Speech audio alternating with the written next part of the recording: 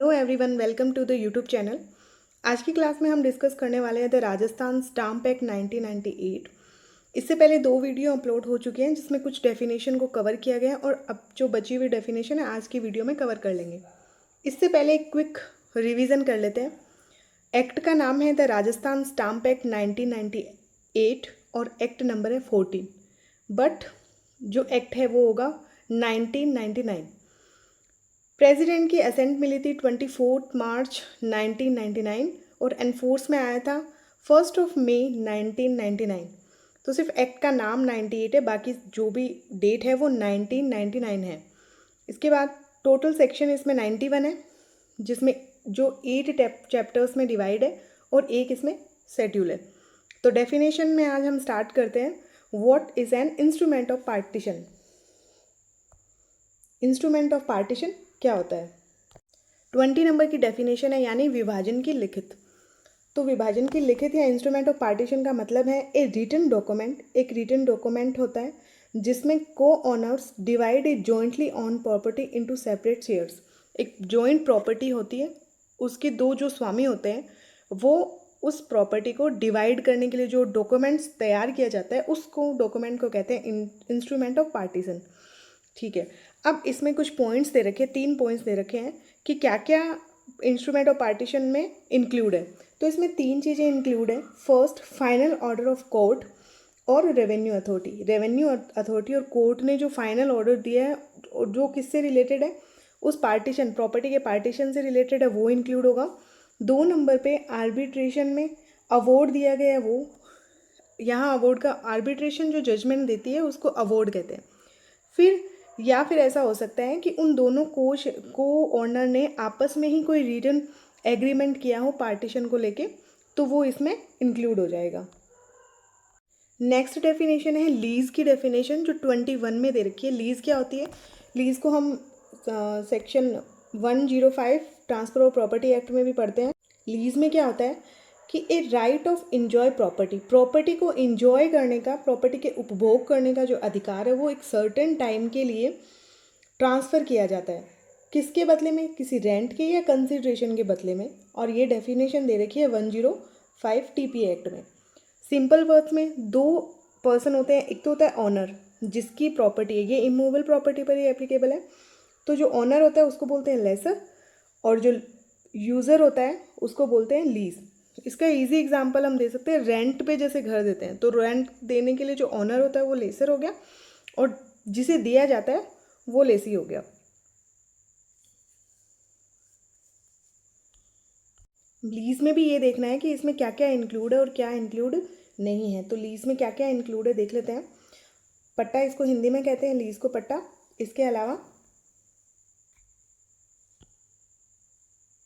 कबूलियत, यानी एक written order होता है रेंट और ऑक्यूपाई अगर करनी है किसी प्रॉपर्टी को, उसको लेके एग्रीमेंट ऑफ लीज है वो आ जाएगा इसमें। इंस्ट्रूमेंट लेटिंग, टोल से रिलेटेड जो है वो लीज में आता है। Return showing lease application is granted. Court decree और फाइनल जो ऑर्डर होते हैं लीज से रिलेटेड वो भी इसमें आएंगे। तो ऐसे क्वेश्चन ऑब्जेक्टिव के लिए इंपॉर्टेंट होते हैं, 4 दे देते हैं और एक नहीं देते।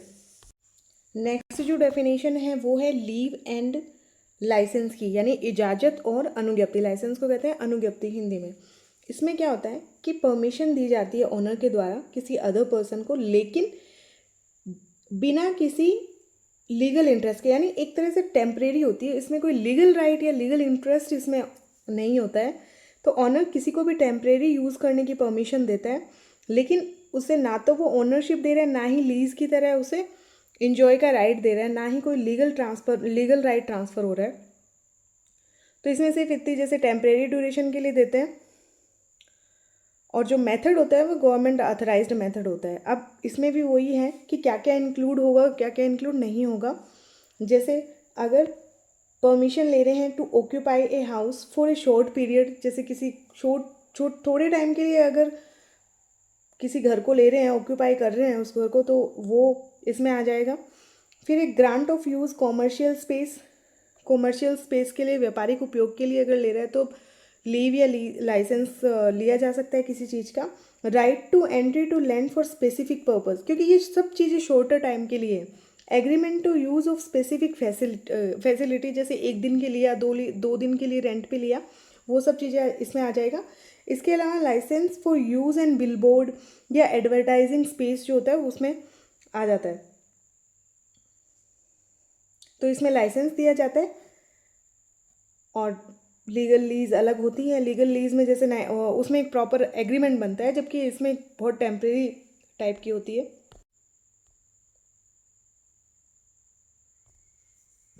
23 नंबर डेफिनेशन है मार्केट वैल्यू, यानी बाजार मूल्य क्या होता है। तो मार्केटेबल सिक्योरिटी, बाजार मूल्य वो मूल्य होता है या वो वैल्यू होती है जिसे आसानी से खरीदा और बेचा जा सके बाजार में। फॉर एग्जाम्पल, मान लीजिए एक कोई प्लॉट है आपका और उस प्लॉट की वैल्यू है 10 लाख और गवर्नमेंट उसके दे रही है 5 लाख, लेकिन जो दो पार्टीज़ है वो आपस में उसमें 15 लाख के पर एग्री हो गई है, तो अब उसकी मार्केट वैल्यू जो है वो 15 लाख है। तो इस तरीके से जब दो पार्टीज़ आपस में किसी चीज़ के लिए एग्री हो जाती है, जिस मूल्य के लिए, जिस वैल्यू के लिए, उसको कहते हैं मार्केट वैल्यू। सेकेंड डेफिनेशन है मॉर्गेज डीड क्या होता है। फिर 26 नंबर पे जो डेफिनेशन है वो डेफिनेशन दे रखी है पेपर की, कि पेपर क्या होता है। तो अगर हम पेपर में, एक तो आ जाएगा इसमें वेलम, ठीक है, और पार्चमेंट और कोई भी सब्सटेंस। 3 तरह की चीज़ें दे रखी है इसमें, वेलम, पार्चमेंट और सब्सटेंस। तो क्या होता है, वेलम एक बहुत हाई क्वालिटी का पेपर होता था, अभी यूज़ नहीं होता है, पहले होता था जब एनिमल की स्किन से ये बनाया जाता था। और पार्चमेंट भी एक ड्यूरेबल और सरफेस होता था जो एनिमल के स्किन से बनाया जाता था, तो ये भी पेपर में इंक्लूड होगा। इसके अलावा अदर, इसमें सारे आ गए अदर मटेरियल, यानी हर वो चीज़ जिसके ऊपर इंस्ट्रूमेंट को लिखा जा सकता है, किसी भी लिखत को लिखा जा सकता है, वो सब क्या आ जाएंगे, पेपर में इंक्लूड होंगे।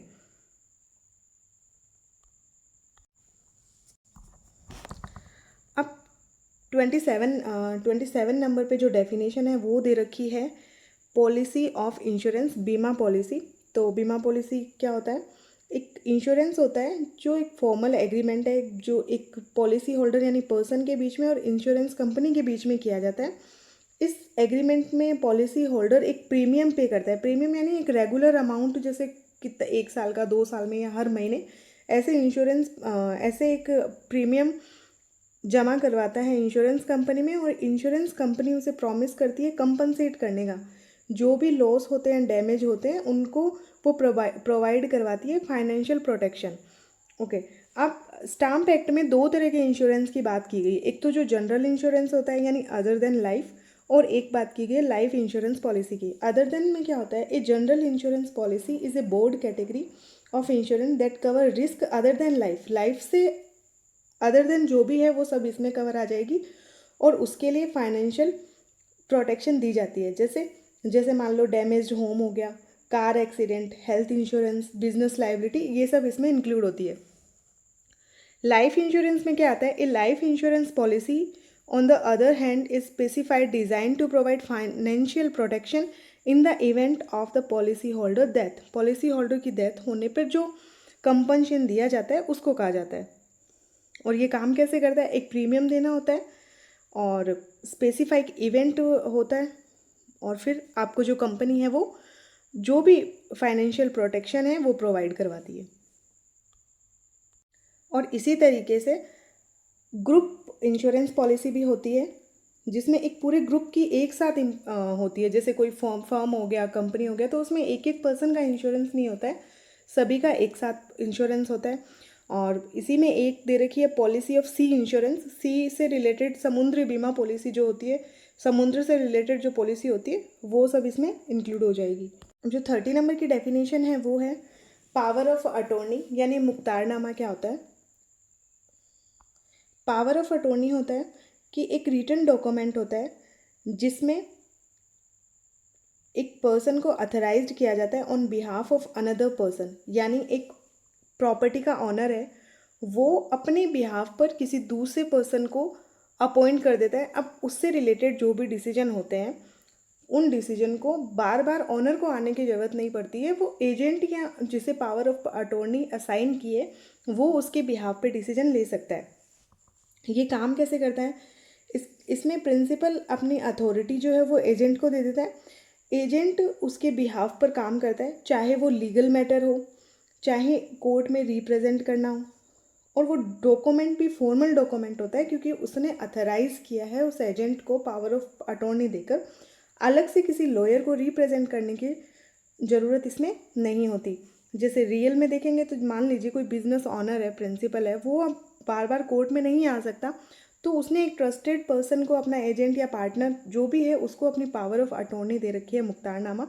तो अब वो जो एजेंट है या पार्टनर है वो उसकी ओर से सारे पेपर वर्क करेगा और रिप्रेजेंट करेगा, और जो भी अगर लीगल एक्शन लेना हो या जो भी फॉर्मेलिटीज़ करनी हो वो सब उसकी ओर से की जा सकती है। 31 नंबर पे जो डेफिनेशन है वो है प्रोमिसरी नोट की डेफिनेशन, यानी वचन पत्र। इसकी जो डेफिनेशन है वो फुल डिटेल में जो डेफिनेशन है वो नेगोशिएबल इंस्ट्रूमेंट एक्ट में दे रखी है, जो आरजेएस के सिलेबस में है, और उसके कुछ वीडियोस अपलोड किए हुए हैं पहले से चैप्टर 17 के।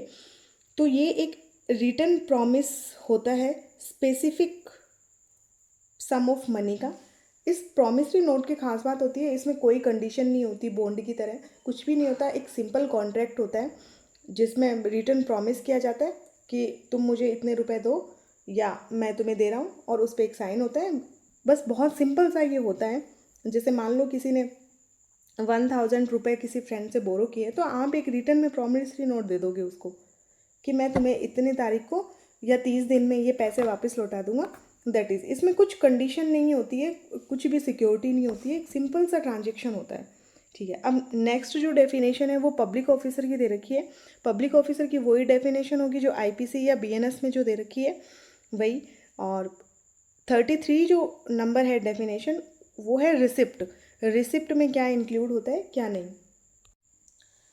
रिसिप्ट में क्या होता है, एक लीगल रिसिप्ट पेमेंट से थोड़ा सा ब्रॉडर इसका कंफर्मेशन होता है, उसको कहते हैं।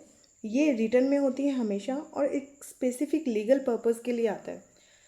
पेयर एक्ट में 3 वर्ड्स दे रखे हैं कि रसीद में क्या क्या आएगा। इसमें एक रिटर्न डॉक्यूमेंट्स में दे रखा है नोट, राइटिंग और मेमोरेंडम। 3 चीज़ें इसमें आएगी, पत्र, ज्ञापन या लेखन, ये 3 चीज़ें तो इसमें आएगी। इसके अलावा और क्या आएगा, इसमें एक्नॉलेजमेंट रिसिप्ट आएगी, या फिर कोई जो स्पेसिफिक लीगल पर्पज़ के लिए अगर कोई काम किया गया है तो वो भी रिसिप्ट में होगा। 4 इसमें क्लोज दे रखे हैं। पहला क्लोज कहता है कि अगर चेक हो गया या बिल ऑफ एक्सचेंज या प्रॉमिसरी नोट से जो भी हमने पेमेंट लिया है और उसके बाद में जो रिसिप्ट मिलती है उसके एक्नॉलेजमेंट की, वो भी इसमें आएगा। इसमें ये है दिस इज़ रिसिप्ट, तो वो जो वापस हमें जो मिलती है रिसिप्ट एक्नॉलेजमेंट की, वो एक रिसिप्ट होती है। इसके अलावा मूवेबल प्रॉपर्टी में के बदले में हमने अगर कोई डेट लिया है या कोई लोन लिया है और उसके बदले में हमें एक्नॉलेजमेंट मिल रहा है, तो वो भी क्या है, वो भी रिसिप्ट है। और तीसरा है, मान लीजिए डिमांड पे हमने किसी डेट को या कोई भी ऐसा पेमेंट जो पे हो गया है उसका एक्नॉलेजमेंट अगर मिल गया है तो वो भी क्या है, वो भी रिसिप्ट में आ जाएगा। या ऐसी कोई भी एक्नॉलेजमेंट जिससे ये पता चल जाए कि कोई पेमेंट किया गया है और उस पर्सन का नाम है, तो ये माना जाएगा कि वो एक रिसिप्ट है। यानी उसका लीगल इफ़ेक्ट होना चाहिए, और जो भी पर्सन दे रहा है रिसिप्ट उसके साइन, प्रॉपर साइन होने चाहिए, और नोट ऑफ हैंडओवर हम इसको कह सकते हैं। तो ये है रिसिप्ट की डेफिनेशन। नेक्स्ट जो डेफिनेशन है वो है सिक्योरिटी की। सिक्योरिटी का मतलब है जो कॉन्ट्रैक्ट एक्ट में दे रखा है 1956 के, वो सिक्योरिटीज़ होती है। और इसके अलावा 34 नंबर पे जो डेफिनेशन है वो है सेटलमेंट। इसको पढ़ते हैं, ये थोड़ी इंपॉर्टेंट है। नेक्स्ट डेफिनेशन जो है वो है सेटलमेंट। सेटलमेंट क्या होता है, एक लीगल डॉक्यूमेंट होता है ये, जिसमें कोई भी पर्सन अपनी प्रॉपर्टी को, चाहे वो मूवेबल हो या इमूवेबल हो, उसको स्पेसिफिक पर्पस के लिए उसे डिस्ट्रीब्यूट कर देता है व्यक्तियों के बीच में। तो ये settlement is a unique legal method to manage और distribute property while a person is alive. यानी विल तो होती है मरने के बाद और सेटलमेंट होता है मरने से पहले। It must be written and specific legal purpose, किसी स्पेसिफिक लीगल पर्पज़ के लिए होता है। सेटलमेंट में एक इम्पॉर्टेंट पॉइंट ये याद रखना है कि इसमें नॉन टेस्टामेंट्री राइटिंग नहीं आती है। यानी इसमें विल इंक्लूड नहीं है। और दूसरा, ये मूवेबल और इमूवेबल दोनों तरह की प्रॉपर्टी के लिए है, ये इसका इम्पॉर्टेंट पॉइंट है। और इसमें 3 पॉइंट दे रखे हैं कि किन किन पर्पज़ के लिए सेटलमेंट किया जा सकता है। तो सबसे पहला है इन कंसिडरेशन ऑफ मैरिज, ठीक है, यानी विवाह के प्रतिफल के रूप में जब भी शादी वगैरह होती है, शादी में एक समझौते के रूप में प्रॉपर्टी को दिया जाता है, जैसे शादी में जो भी देते हैं जिसे हम डावरी कह सकते हैं, तो उसमें अगर वो यूज़ आ रहा है तो उसको ये बोल सकते हैं अपन, वो सेटलमेंट होता है, ठीक है। फिर दूसरा है, अगर मान लीजिए पर्सन अलाइव है, जिंदा है, और फैमिली है, फैमिली के बीच में जो है वो क्या कर रहा है, प्रॉपर्टी को डिस्ट्रीब्यूट कर रहा है, तो वो उसका सेटलमेंट किया जा सकता है। तीसरा, किसी रिलीजियस या चैरिटेबल पर्पस के लिए अगर वो डिस्ट्रीब्यूट कर रहा है, अपनी प्रॉपर्टी को ट्रांसफ़र करता है, तो उसका सेटलमेंट भी होगा।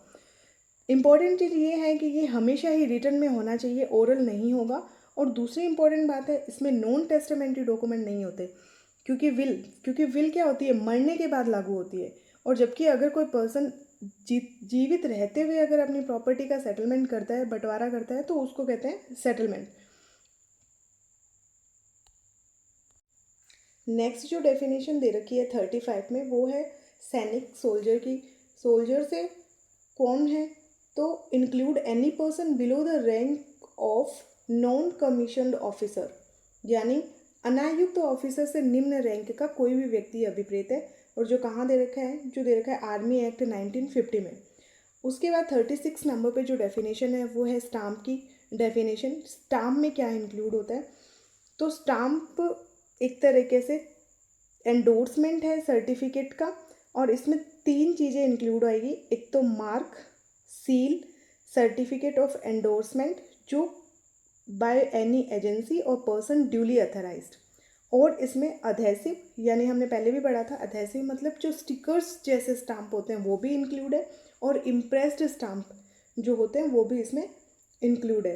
यानी 3 चीज़ इसमें बताइए, इसमें कोई भी चिन्ह, मुहर, प्रमाण पत्र या प्रस्तांकन, ये 4 चीज़ इसमें हो सकती है। उसके बाद डेफिनेशन है, लास्ट डेफिनेशन है स्टॉक एक्सचेंज की। Stock exchange means any body of individual weather incorporated or not constituted for the purpose of asserting, regulating or controlling the business of buying, selling or dealing in the securities। तो ऐसे हमारा definition close complete हो गया है। कल हम chapter 2 से start करेंगे, जो सेक्शन 3 से स्टार्ट है, और इम्पोर्टेंट पॉइंट ऑब्जेक्टिव टाइप से देखेंगे। So keep watching, thank you so much.